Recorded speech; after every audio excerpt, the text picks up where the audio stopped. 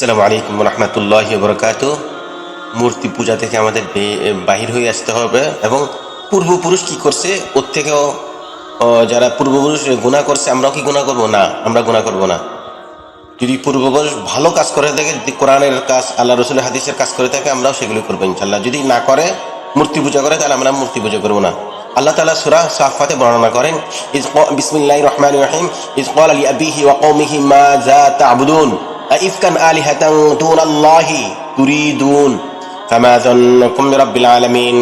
অর্থ, যখন তিনি তার পিতা ও তার কওমকে বললেন, এসব কি জিনিস যাদের ইবাদত তোমরা করছো, আল্লাহকে বাদ দিয়ে তোমরা কি মিথ্যা বানোয়াট মাবুদ চাও?